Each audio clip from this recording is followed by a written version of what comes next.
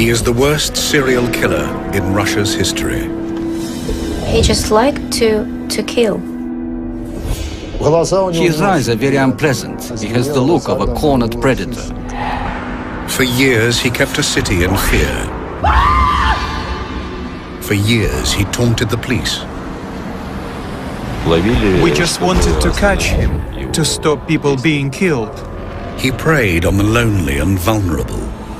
He operated very, very carefully. And he kept a unique record of his crimes. Based on unprecedented access to Moscow's elite murder squad and unique police footage of a disturbing reenacted confession.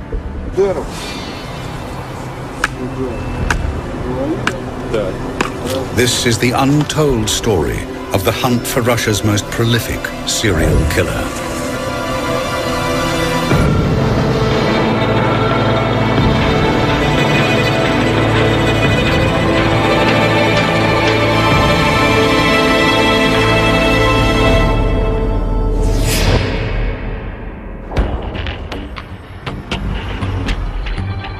Moscow has experienced extraordinary changes since the dark days of the Cold War.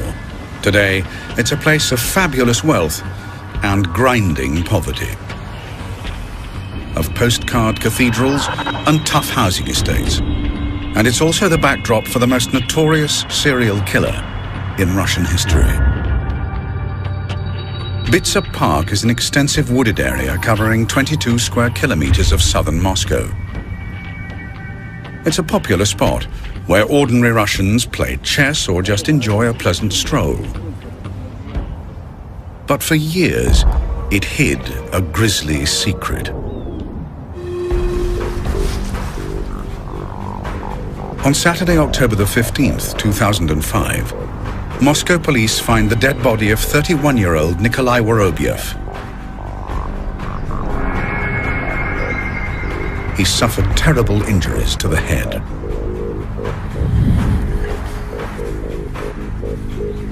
Denis Adamenko was one of the first policemen on the scene.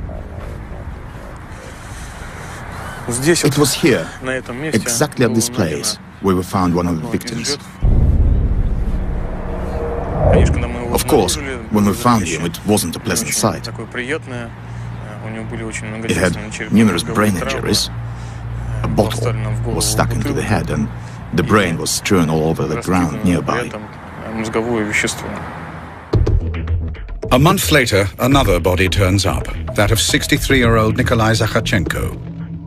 Almost 2 weeks later, another, Vladimir Dedukin, and a week later, another, Nikolai Koryagin. By Christmas, 7 bodies have been found murdered and mutilated in Bitsa Park. Not one of the bodies has been concealed, and none of the victims has been robbed, but all of them have the same horrific trademark injury, a vodka bottle or stick forced into the bloody gaping wound at the back of the head. It was obvious from the beginning. It was a serial killer.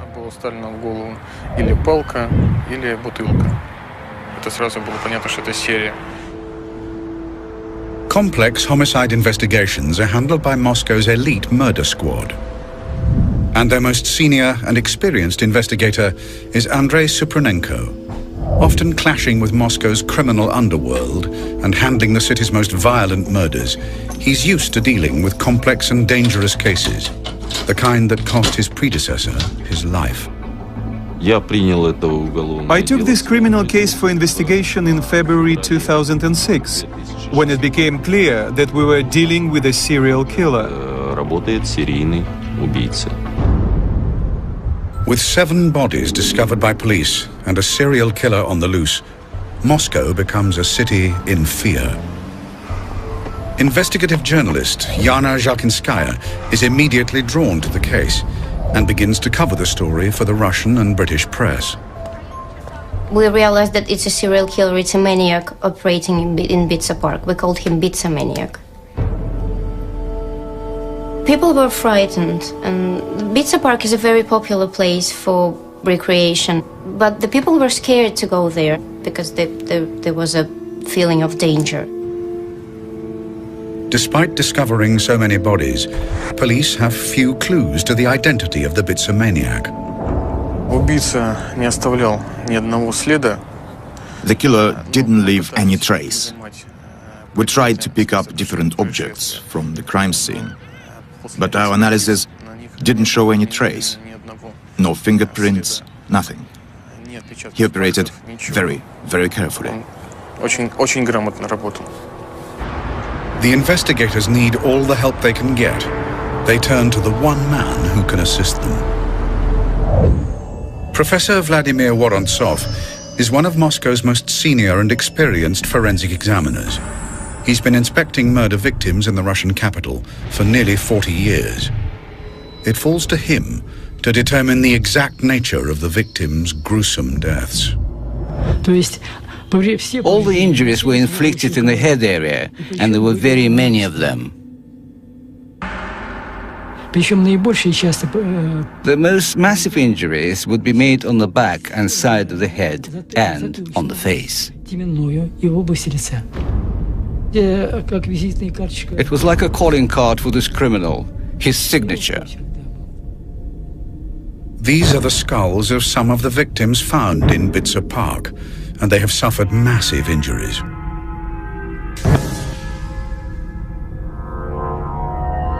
Although the forensic evidence is very limited, Professor Vorontsov is still able to determine the likely murder weapon. This fracture was made by an object with an angled edge. It could have been a hammer. But just who is the killer wielding the hammer in Bitsa Park? Within weeks, there's a sensational development which promises to unlock the whole mystery. Девушка, остановитесь!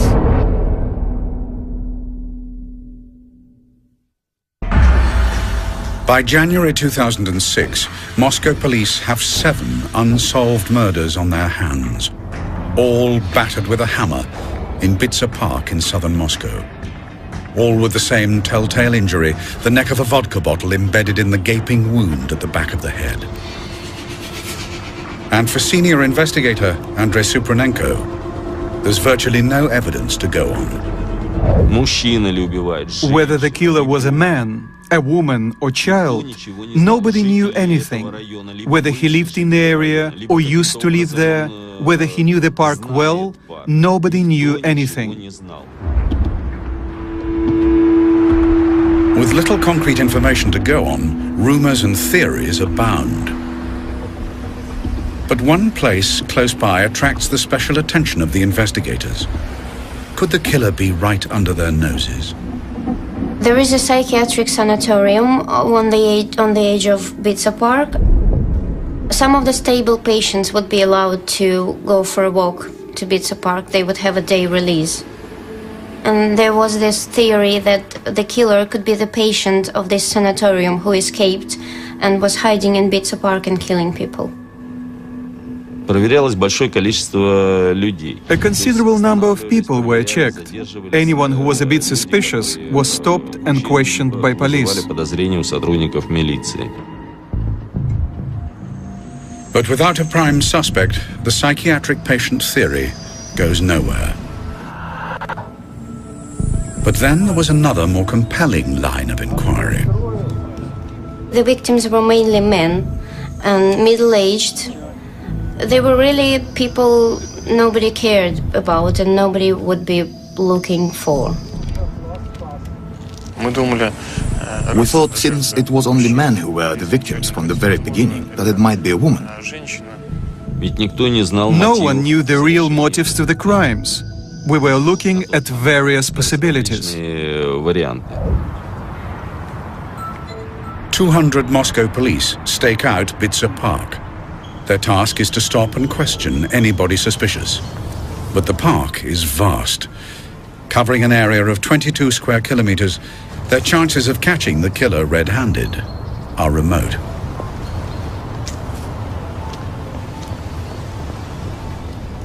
Девушка, остановитесь!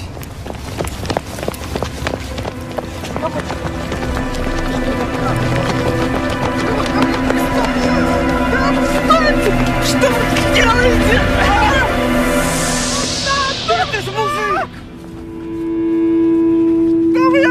When the transvestite was detained, naturally, it was suspicious.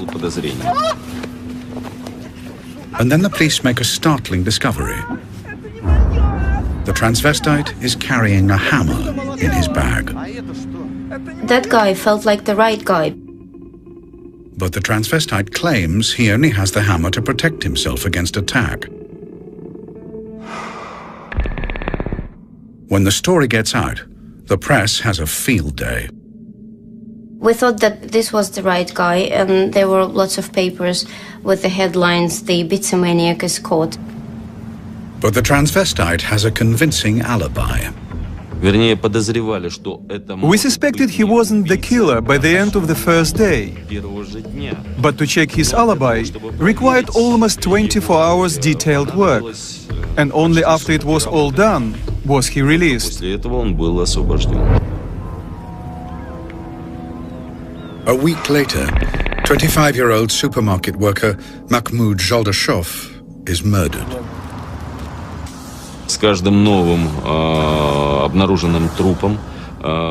With each newly discovered body, the coverage in the media was getting more and more intense, and police and prosecution chiefs were pushing us to find and detain the killer as soon as possible.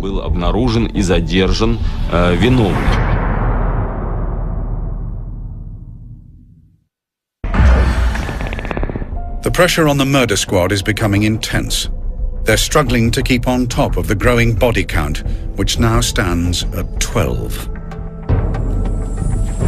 Additional investigators like Elena Pomyazina are brought onto the case. We had to have a team ready for when new events hit us. New murders happened.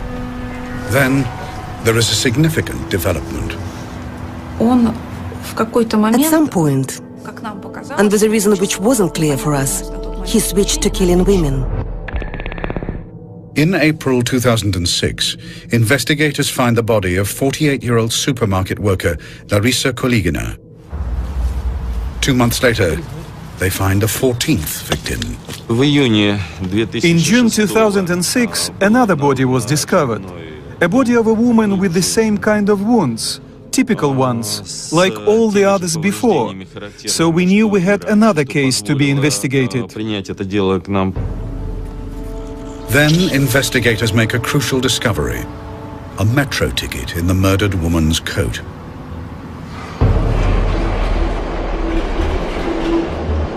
Investigators now begin an intensive trawl of the surveillance footage of the Moscow metro to see if they can find out who traveled with the woman that day. But it's an enormous task. Then there is a further breakthrough. 2 days later, police officers called me with a message that the son of the murdered woman had turned up and identified the body. The victim was 36-year-old single mother, Marina Moskolyova. She lived alone with her son, Sergei. When we interviewed him, he said his mom had gone out for a walk with a boyfriend, Sasha. She didn't come home. As investigators piece together Marina's last known movements, her son delivers a key piece of evidence. Before she left, Marina had tried to call her son on her mobile to tell him where she was going, but it wasn't working. She left a note saying where she was going and who with. She left his name and phone number. The phone number was registered to a 32-year-old supermarket worker, Alexander Pichushkin. The name Alexander is often shortened in Russia to Sasha. This was our very first concrete clue, leading us to Pichushkin. We established his address at once.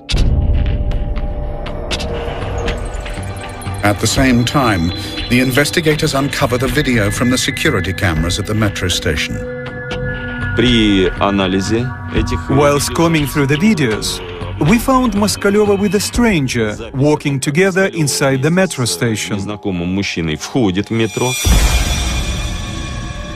These are the last images of Marina Moskalyova alive. She doesn't know it, but she's walking with a man who has a hammer in his bag and who fully intends to kill her. That man is Alexander Pichushkin. The video confirmed it was really him, together with Moskalyova, which was the proof we needed to arrest him and accuse him of the murder of Marina Moskalyova. В совершении убийства только Москалевой. 16 июня On the 16th of June, we arrested Pichushkin. задерживаем. Это было вечером, где-то. It was in the evening. It was dark, 10-11 p.m. Он себя вел совершенно спокойно. He was absolutely calm and denied everything at the beginning. Я не тот, кто вам нужен. За что вы мне задержали? Я не понимаю ничего. На тот момент... At the point he was detained, he was only suspected of Moskalyova's murder. But with the evidence mounting up against him, the note left by the murdered woman and the video images of her last moments alive, the investigators are sure they have the right man. And Pichushkin soon realizes it himself. They usually confess. Everybody confesses eventually. I didn't have any doubts. Investigator Pomazina is right. Within a few hours, Alexander Pichushkin confesses to the murder of Marina Moskalyova. На самом деле бисовский маньяк, как меня прозвали, это я. After 8 months' painstaking work, the investigators have their man. Конечно, мы получили. Of course, when we arrested the killer, we were all very satisfied.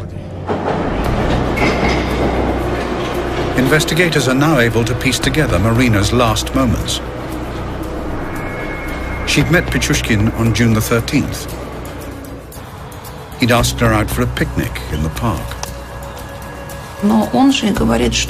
He said, I was sitting there with her for a very long time, really long, wondering whether to kill her or not.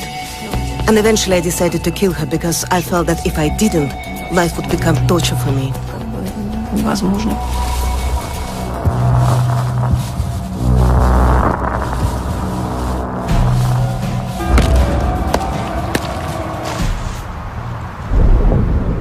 Investigators suspect Pichushkin of committing 14 murders in Bitsa Park. But what comes next is a complete shock. Of course, none of us could expect the true number of crimes he had committed. Я на самом деле совершил 61 убийство. И все 60 из них я совершил в Бисовском парке.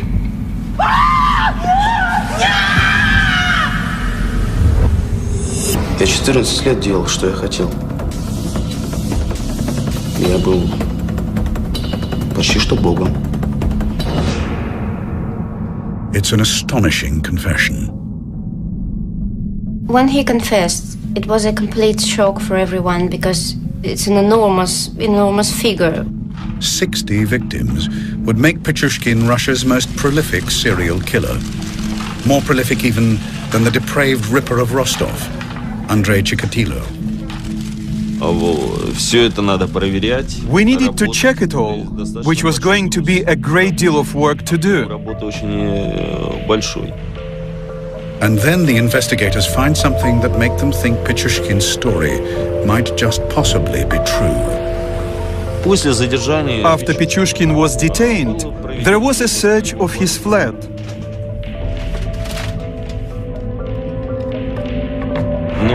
We got the chessboard with numbers pasted on it. Each figure, each number meant a crime.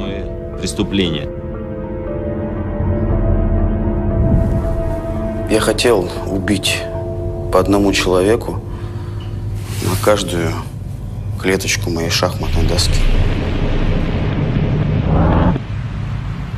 But was this extraordinary confession true? He might have said anything, but we couldn't believe his words unless we had proof. And to get that proof, they were going to have to get inside the mind of Russia's most prolific serial killer.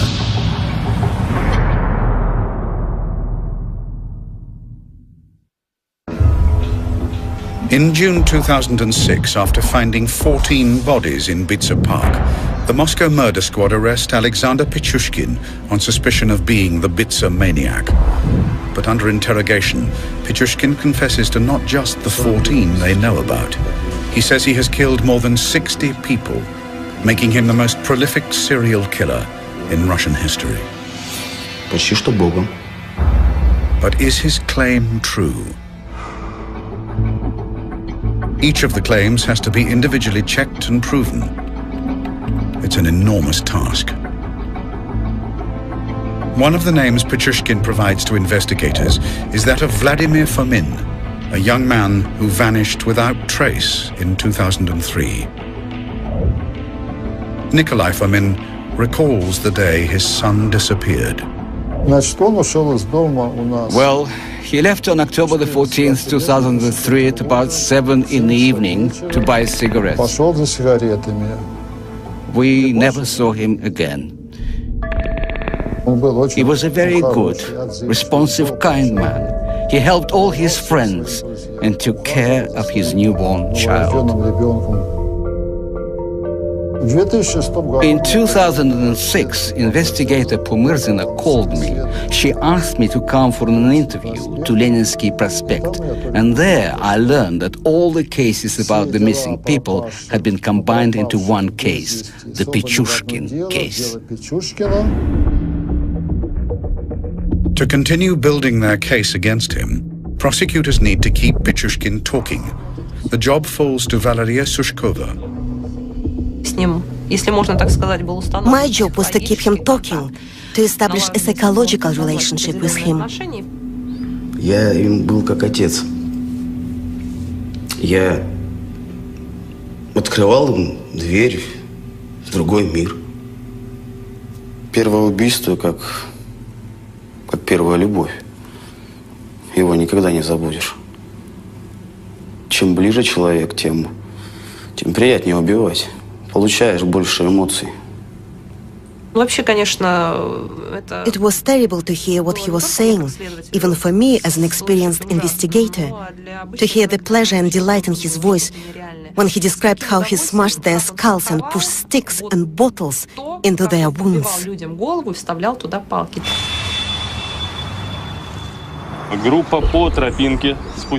In Russia, to avoid any doubt in court, investigators take the accused back to the scene of the crime and get them to reenact exactly what happened, and they film the results.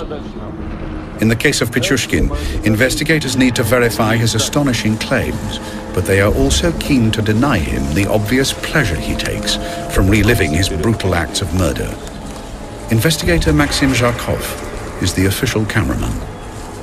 I traveled with Pichushkin to Bitsa 27 times in all, and filmed over 40 hours of video with him.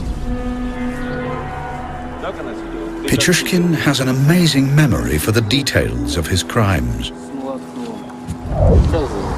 Ясно. А покажи, пожалуйста, на манекене, вот как ты наносил удары.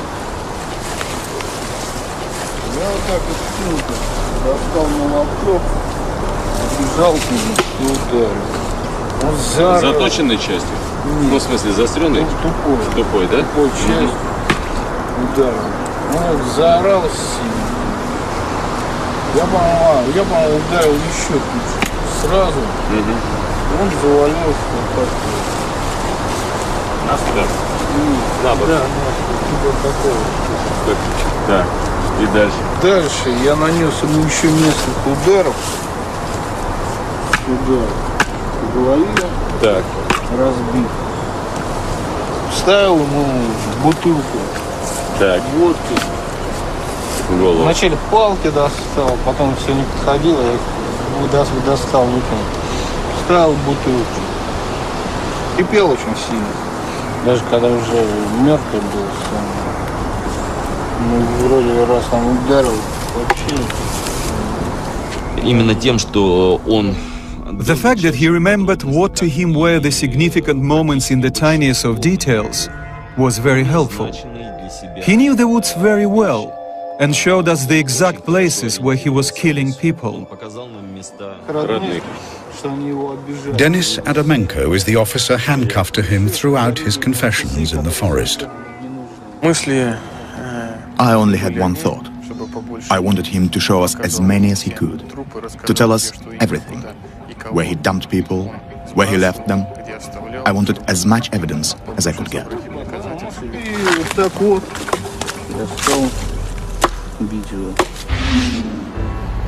But the case against Pichushkin can't just rely on his confession. When forensic investigators examine the head wounds of Boris Grishin, a 64-year-old man who was killed in Bitsa Park on December the 19th, 2005, they make an intriguing discovery. При исследовании препаратов кожи we found bits of plastic in the wounds when examining the skin samples. Типа пластмассы. И было предположительно сделано вывод о том, Our preliminary conclusion was that this bit of plastic could be part of the object used to strike the blows. Moscow police recovered this hammer. Pichushkin claims to have used it, but they need to prove that it is in fact the murder weapon. И при исследовании этого молотка на нижней поверхности As we were studying the hammer, we found some deep scratches on the surface of part of the handle at a point close to the head. And as we compared it to the particles we'd found, it became very clear that they were part of this handle.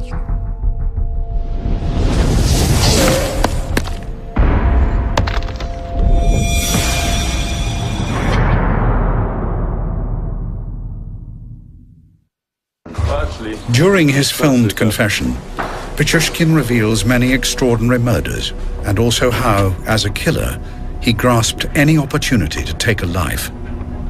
All his actions were designed to commit as many murders as possible. On January the 18th, 2002, Pichushkin met a 40-year-old homeless man called Slava. Здесь было, как бросил, он что-то начал щедро меня откроешь, вот такое. Он его приподнял, вот такой, за ремень, по-моему, за что-то, штаны, вот такой. И вот так вот положил наполовину. Затем поддел ноги, и он полетел. Ну и потом я услышал только крик там внизу, что-то старушечий такой пошел, когда он уже, видимо, упал. At the time, people thought it was a suicide. Nobody saw anything criminal about it at all. He knew perfectly well what was going on. He knew what he was doing. As the investigators delve further, they build up a precise picture of the man who claims to have killed over 60 people. Pichushkin was born in Moscow on April the 9th, 1974. His background seemed ordinary. He lived with his mother and sister in this apartment on Hersonskaya Street. It's a typical Soviet-era flat, not far from Bitsa Park. He had a steady job in a supermarket and was generally well-liked. His was an ordinary, everyday life. Yet Alexander strove to be different. A team of doctors at Russia's leading psychiatric institute spent over 6 months analyzing Pichushkin's background and psychiatric history. And one of them is Dr. Evgeny Mikushkin. He wasn't happy in his private life. He just did his job and led a lonely life. As far as we know, he tried to live with women on several different occasions and even tried to start a family, but he failed.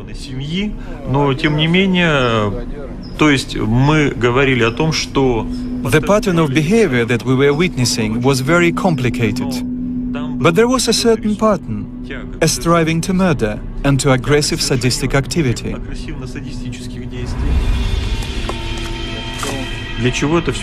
So why was he doing all this? To get a kick out of it, to get satisfaction and a sexual release. Certainly, This is a display of aggressively sadistic syndrome, aggression and cruelty, a discharge of his aggressive intentions.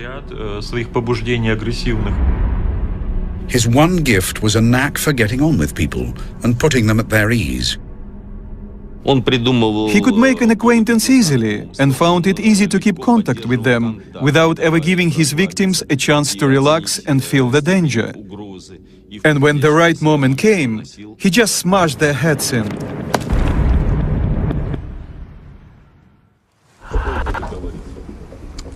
During the 40 hours of filmed confession in the forest, Pichushkin continues to horrify investigators with the scale of his killings.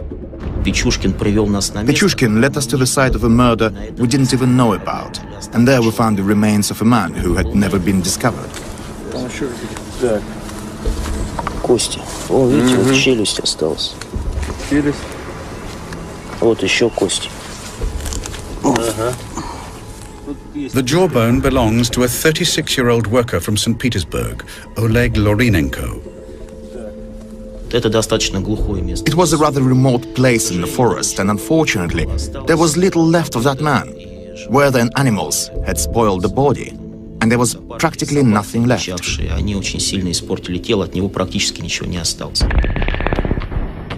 Lorinenko is Pichushkin's 15th victim found in the forest. But the chessboard killer claims to have murdered more than 60 people. So where are the other 45 bodies? Trawling their records, investigators are drawn to an unsolved crime in Bitsa Park 4 years earlier.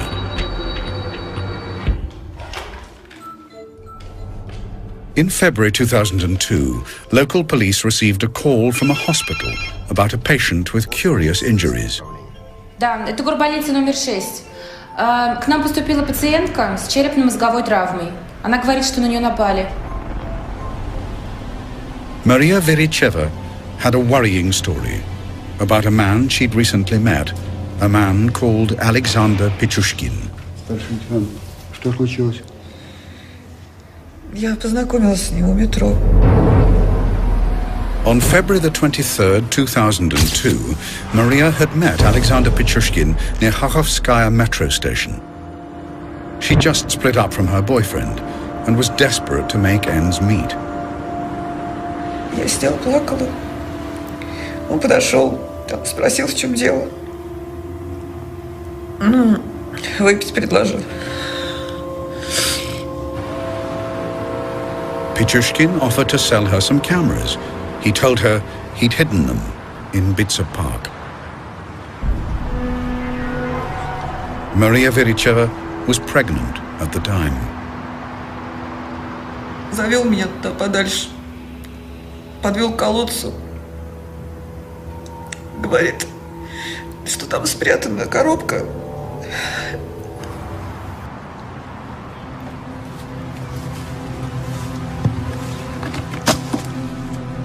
Подошли, велел заглянуть в колодец.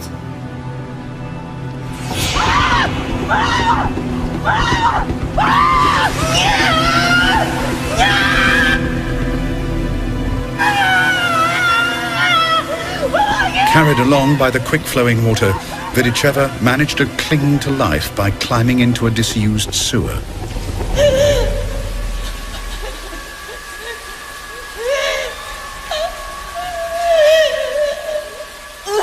After being trapped for more than 20 hours, she eventually found the strength to climb from the sewer. Я стала пытаться выход найти, ничего не видно.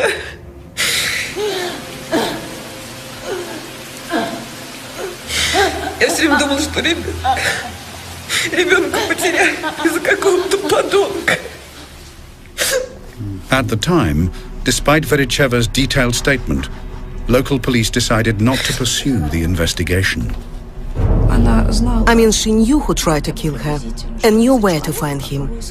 But the local policeman asked her not to push it, just because he didn't want to deal with what he thought was a rubbish case. He thought it wasn't important. I didn't want to do extra work. There was a real missed opportunity. There was a chance to catch him much, much earlier and to save about over 20 lives, I think.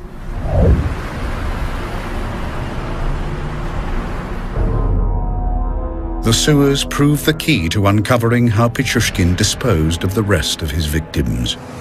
Александр, что это за колодец? Ну вот в этом колодце я утопил. Сколько всего человек?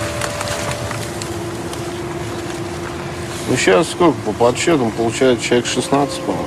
Можно более точно. This is just one of the sewers Pichushkin used. There is a network of drainage systems beneath Bitsa Park, serving all of southern Moscow. In terms of physical damage, you know, when he was throwing them down into the sewers, those people, if I can say so, they were rather lucky because their deaths were pretty instant. There are such massive water flows there and such huge water pressure that when we put a mannequin inside the sewer to see what it's like there, it was simply torn apart. Pichushkin disposed of many of his victims in this way, including his very first victim, Mikhail Odinchuk, an 18-year-old classmate whom Pichushkin murdered in 1992. Odinchuk had refused to partner Pichushkin on a killing spree. Then, in February 2002, Pichushkin dumped the body of a homeless boy known only as Mitka, who was just 9 years old. Pichushkin claims to have dumped the bodies of some 43 people in the sewers beneath Bitsa Park. He even blamed us for not being able to find all the bodies. Seriously, he blamed us for not working hard enough. We even had to say that if he hadn't thrown the bodies into the sewers, if he was to leave them on the ground, we would have found them all. But one question remains. Just why does Pichushkin change from disposing of his victims in the sewers, where they just disappear, to leaving them in the open, where they're almost guaranteed to be found? I got the impression that he couldn't keep it to himself, that he needed everyone to know. He wanted to get full credit, as he saw it, for what he was doing. I think deep in his heart he wanted to be caught. He wanted the attention and he wanted the fame, and he just couldn't keep silent anymore.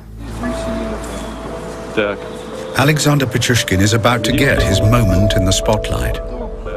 Moscow prosecutors have built up a solid case against him, with enough evidence to charge him with 49 individual counts of murder.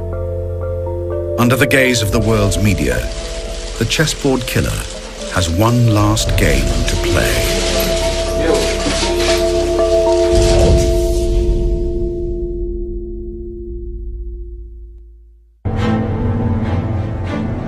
On September the 13th, 2007, Russia's most prolific serial killer, Alexander Pichushkin, goes on trial in Moscow, charged with the murder of 49 people. It's the culmination of a killing spree that has lasted for over 15 years and has kept an entire city in fear. I attended the court hearings. It was a real performance for him. He wanted the attention, and that was the place where he could get that. There was the jury, there were the press, there were the prosecutors and judge, and it was all about him, and he was really enjoying that. All he wanted was for the jury to be present in court, so that he had as big an audience as possible. And he spoke with great pleasure in court about all the things he did. He was really enjoying it. This is Pichushkin's moment in the limelight, and he plays it to the full. He is asked if he has any regrets. Pichushkin paused for a minute and then said, "Yes, I do regret one thing. I regret you arrested me so early. I was planning to murder another woman in 2 days' time."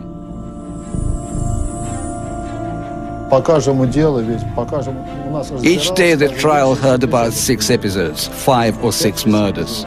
Pichushkin was very reserved, only nodded when they were asking him questions. Yes, I did it. Yes, it was me. For everyone, it was shocking. We thought he will at least say forgive me to those people whom he killed. He showed absolutely no remorse. But is the man who claims to have killed more than 60 people sane? An insane person cannot realize the consequences of his actions. But here, the subject's actions were purposeful and consistent, and he was aware of what he was doing. That is why the expert commission came to the conclusion that he was sane. After a trial lasting 6 weeks, the jury takes less than 3 hours to return a unanimous verdict. And on Monday, October the 29th, 2007, Judge Vladimir Usov pronounces sentence. Учитывая повышенную опасность совершенных преступлений, исключительно опасность для общества самого виновного, суд в целях восстановления социальной справедливости и предупреждения совершения новых преступлений считает необходимым назначить Пичушкину за совершение особо тяжких преступлений, повлекших массовую гибель людей, пожизненное лишение свободы. The Russian state and the chief prosecutor are proud of the result. Правосудие свершилось. Наказание назначено то, которого заслуживает обвиняемый. Pichushkin will spend the rest of his life behind bars. The first 15 years will be in solitary confinement.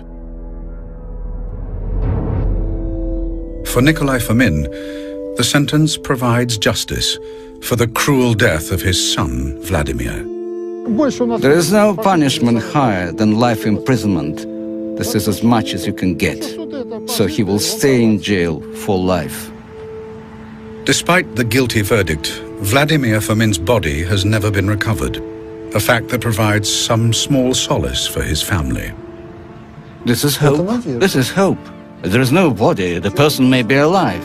Same as during World War II. People who got the notice about a person gone missing, they kept waiting for 40 or 50 years. What if we are lucky? He'll come back as a millionaire from somewhere, maybe America. Convicting Pichushkin had taken 9 months strenuous work. Очень долго. It had been very hard and stressful. 24 hours a day, 7 days a week. An awful lot of work. And I shall never forget it. Well, for me it was the most serious case in my career. I have faced serial killers before, but none of them was such a cruel and ruthless murderer as Pichushkin. Although he still claims to have killed more than 60, the police have never found all the bodies. The court had the evidence to convict him of the murder of 48 people. It was an astonishing figure.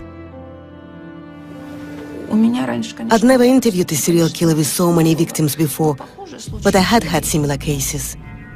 The only difference in this case was that it attracted a lot of public attention. It shook the world. I think he killed so many people because he just liked to kill. Pichushkin is quite an unusual serial killer. He is a hunter, a typical hunter, and his only motivation was to kill. There was no other motive, whatever else we might have thought.